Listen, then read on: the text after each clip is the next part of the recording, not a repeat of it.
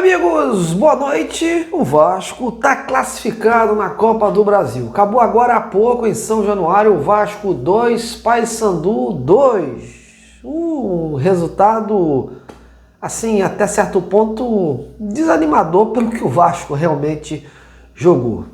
Valeu pela classificação, valeu pelo Pix da CBF. E é isso aí, o Vasco está nas oitavas de final, mas algumas lições ficaram nesse jogo.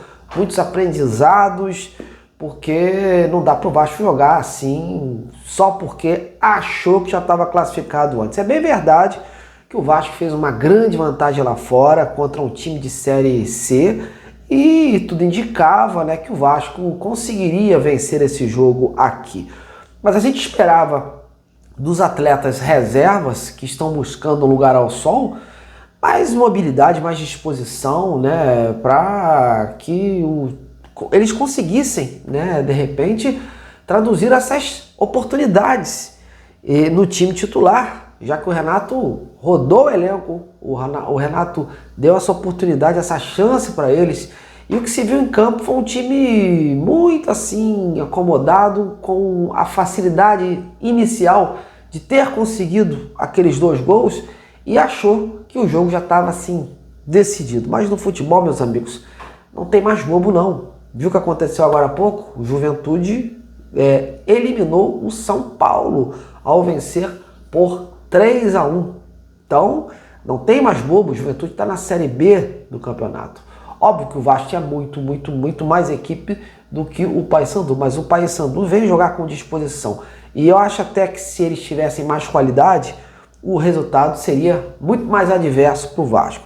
Só que o Paysandu não tem um time com qualidade, eram jogadores mais aplicados ali em campo, com disposição, porque tinham que buscar o resultado, mas o Vasco poderia ter dado uma alegria maior à sua torcida, né? Jogando em São Januário, campo que está acostumado a jogar, com o apoio da sua torcida e com jogadores muito mais técnicos, se esperava um jogo até mais fácil do que foi lá fora.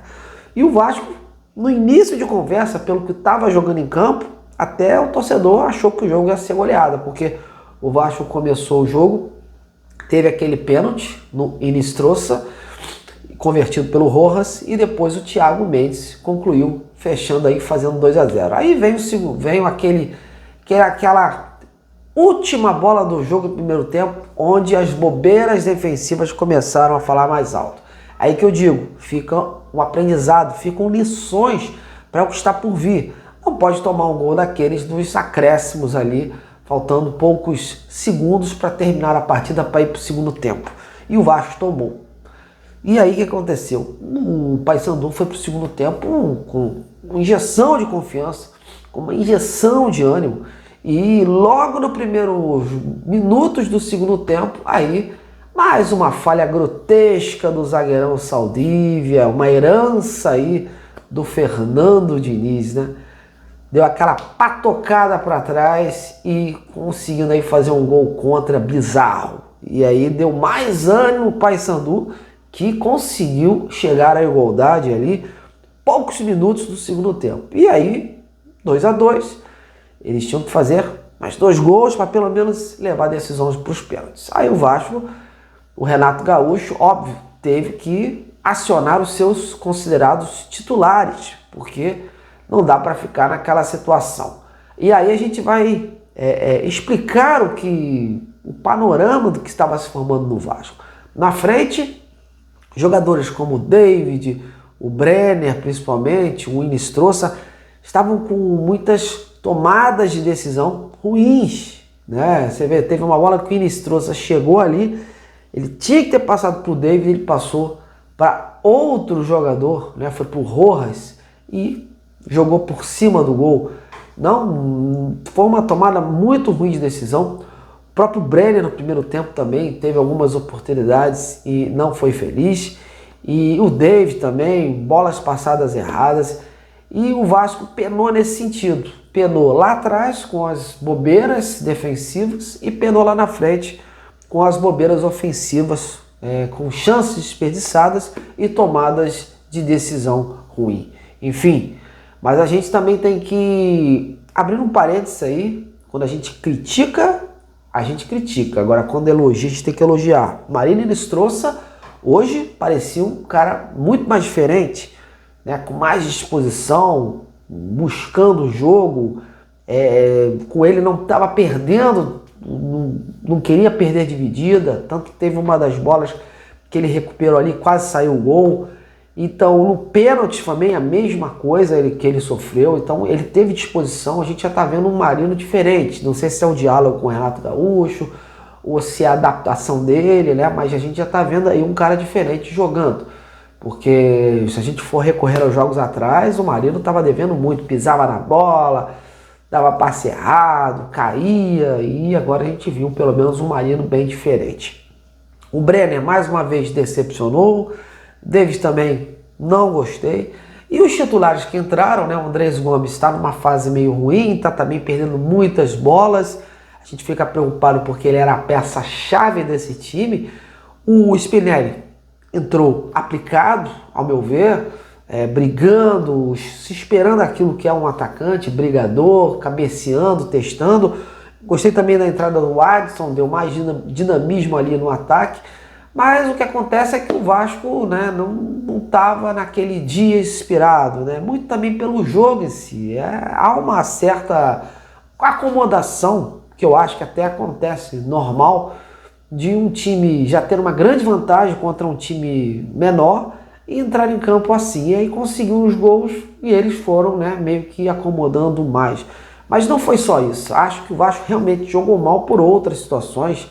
Estava mais desorganizado, teve as principais chances do jogo, mas também falhou muito lá atrás. Futebol tem que encontrar um equilíbrio. O Vasco hoje não encontrou esse equilíbrio. E o Paysandu, mesmo chegando pouco à área do Vasco, foi mais efetivo. Conseguiu aí fazer 2 gols que ainda manteram o time aí lá do Belém do Pará vivo no jogo, né? Agora a gente também tem que abrir um parênteses, outro parênteses, para a expulsão do Thiago Mendes, né? Foi uma expulsão danosa, porque o Vasco perde seu principal jogador, o cérebro da equipe ali de liderança, para as oitavas de final. Então é uma expulsão que o Vasco vai sentir muito, porque hoje o elenco do Vasco é um elenco curto, um elenco que não te dá opções de jogadores entrar na mesma qualidade, e a saída do Thiago Mendes vai fazer muita falta, vai fazer o time sentir muito. Não é a mesma coisa você colocar ali um Hugo Moura, um Tietê para o lugar do Thiago Mendes. O cara tem liderança, era um dos poucos lúcidos hoje em campo, fez um gol, chegou lá na frente, testou. Então é lamentável essa expulsão. Óbvio, aí a gente vai entrar numa outra ótica. Eu achei rigorosa a expulsão do juizão ali em cima com o Thiago Mendes. Acho que de repente caberia um amarelo, porque o Thiago Mendes é um jogador que já vem fazendo isso há muito tempo. Acho até que ele tem que dar uma maneirada, porque pega um juiz mais rigoroso e o cara dá um vermelho nele. Acho que não foi assim acentuado para ser expulso.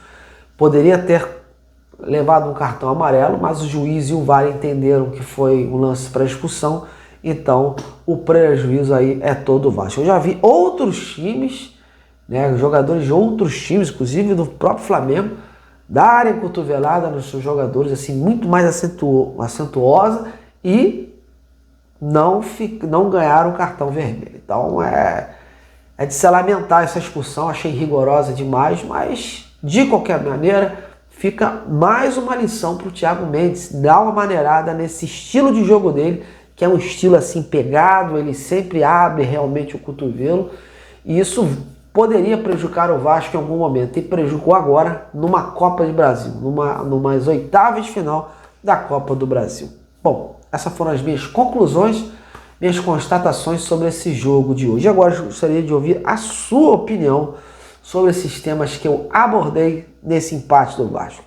De qualquer forma, seguimos. Vascão 2, Paysandu 2, no apagar das luzes, 4 para o Vasco, 2 para o Paysandu, no placar agregado. Seguimos, meus amigos. Amanhã está de volta. Aquele abraço.